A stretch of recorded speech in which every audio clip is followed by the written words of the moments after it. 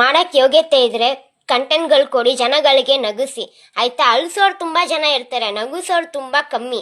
ಅದ್ರಲ್ಲಿ ನಾನು ಒಬ್ಳು ಆಗಿದ್ದೀನಿ. ನಿಮ್ಗಳಿಗೆ ನಗಿಸ್ತಾ ಇದ್ದೀನಿ ಅಂದ್ರೆ ನೀವುಗಳು ಏನೇನೋ ಕಮೆಂಟ್ಗಳು ಹಾಕ್ತೀರಾ. ಯೂಟ್ಯೂಬ್ ಚಾನಲ್ ಅಲ್ಲಿ ಏನೇನೋ ಕಮೆಂಟ್ಗಳು ಹಾಕಿದೀರಾ, ಕಂಟೆಂಟ್ ಮಾಡಕ್ ಬರಲ್ಲ, ಅದು ಇದು. ಹೌದಪ್ಪ, ನಾನು ಕಂಟೆಂಟ್ ಮಾಡಕ್ ಬರೋದೇ ಇಲ್ಲ. ನಿಮ್ಗಳಿಗೆ ಬರುತ್ತಾ ಕಂಟೆಂಟ್ ಮಾಡೋದಿಕ್ಕೆ?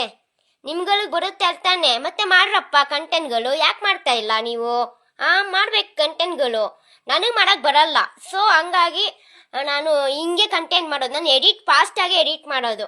ನಿಮಗೆ ಮಾಡಕ್ ಬರುತ್ತಾ ಮಾಡಿ, ನಿಮ್ಮ ಕೈಲಿ ಆಗುತ್ತಾ ಮಾಡಿ, ಆಯ್ತಾ. ಇದು ಯಾರಿಗೆ ಹೇಳ್ತಾ ಇದ್ದೀನಿ ಗೊತ್ತಾ ಜನರೇ?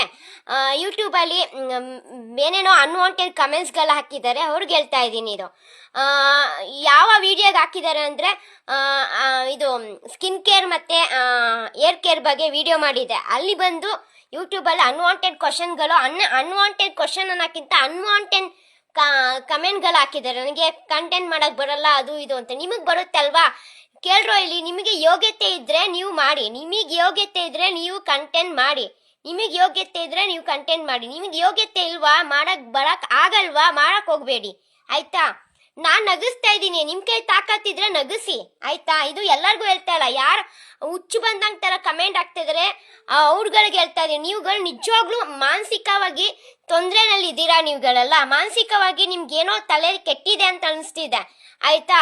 ನಿಮಗೆ ಯೋಗ್ಯತೆ ಇಲ್ಲ, ನೀವು ಬಂದ್ಬಿಟ್ಟು ನನಗೇನ್ರೋ ಹೇಳ್ತೀರಾ ಕಮೆಂಟ್ ಅಲ್ಲಿ. ನಮ್ಗೇನ್